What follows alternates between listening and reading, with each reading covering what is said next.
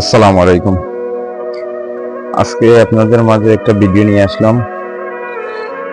আমাদের পার্শ্ববর্তী দেশ, দেখেন ওদের শরীরে কিরকম জ্বালাপোড়া শুরু হয়েছে। ডক্টর ইউনূস বাংলাদেশ ক্ষমতায় আসার পর থেকে ওরা কিরকম জ্বলতেছে।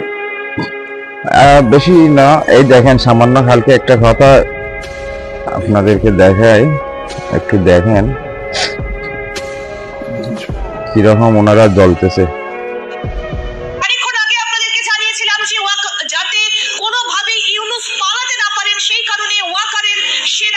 রীতিমতো ঘিরে ফেলেছে বিভিন্ন যে সরকারি দপ্তরগুলো রয়েছে ঢাকায় সেগুলো, এবং একই সঙ্গে বিমানবন্দরও ঘিরে ফেলেছে। এই মুহূর্তের সবথেকে ব্রেকিং নিউজ আপনাদেরকে জানাতে চাই, ইউনূসের বাসভবন ঘিরে ফেলেছে ওয়াকারের সেনা। আমরা এই বিষয় নিয়ে কথা বলবো, এই মুহূর্তের আপডেট আপনাদেরকে জানাবো। বাংলাদেশের বিশিষ্ট সাংবাদিক শহীদুল হাসান খোকন আমাদের সঙ্গে রয়েছেন। আপনাকে স্বাগত জানাই আজ তাক বাংলায়। কি আপডেট এই মুহূর্তে, কি জানতে পারা যাচ্ছে? ধন্যবাদ ইন্দিরা।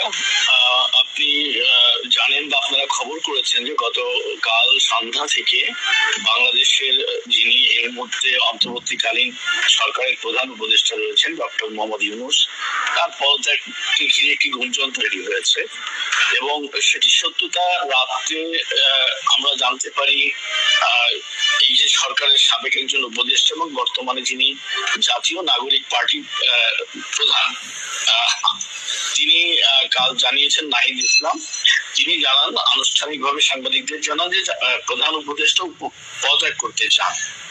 তো এর আগে থেকেই আমরা আসলে ঘটনার আপডেট রাখা শুরু করেছিলাম যে প্রধান উপদেষ্টা কেন পদত্যাগ করতে চান। তিনি মূলত জেনারেল ওয়াকারুজ্জামান পরশু যে ভাষণটি দিয়েছেন, মানে সেনাবাহিনী, আমার কথা হলো আমরা বাংলাদেশে থাকি কিন্তু আমরাও জানি না সেনাবাহিনী যে ডক্টর ইউনূসের বাসভবন ঘেরাও করেছে, কিন্তু ওরা ঠিকই জানে ইন্ডিয়া থেকে কিরকম গাঁজা খেলে ওরা এরকম ভিডিও করতে পারে, এরকম নিউজ করতে পারে। আপনারাই বলুন কিরকম মেয়াদ উত্তীর্ণ গাঁজা খেলে ওরা সমস্যা হচ্ছে ওরা তো বেশি গরুর গোমূত্র খায়। মেইন সমস্যা হচ্ছে ওরা গরুর গোমূত্র খায়, এই কারণে ওদের মাথায় এত সেন্স বুদ্ধি নেই। সেন্স বুদ্ধি তাহলে আজকে আরেকটা দেশের বিষয় নিয়ে ওরা এত মাথা কামাইতো না। এই দেশে কি হচ্ছে না হচ্ছে, আমাদের দেশে কি হচ্ছে না হচ্ছে আমরা জানি না, কিন্তু ওরা ঠিকই জানতেছে। ওরা জানতে এইরকম মানে ওরা এই মাসের এত ইয়া হয়েছে ওরা এই গাঁজাখুর। মোদি হচ্ছে একটা চাওয়ালা, ও একটা চাওয়ালা কিভাবে দেশ শাসন করবে আর ও কিভাবে দেশ চালাবে। ও হচ্ছে চাওয়ালা, ওরা মদ খায়, গরুর মদ খায়, গরুর গোবর খায়। ওরা দুধের থেকে গরুর মুখের মধ্যে মানে কি স্বাদ বেশি পায়। এরকম জাত ওরা, এরকম জাতি ওরা। ওরা আরেকটা দেশের নাক গলাবে, ওটা স্বাভাবিক। ওদিকে পারতেছে না চীনের সাথে, ওদিকে পারতেছে না পাকিস্তানের সাথে, এখন আসছে বাংলাদেশের সাথে। বাংলাদেশ নিয়ে ওরা একটা নাটক সৃষ্টি করতেছে।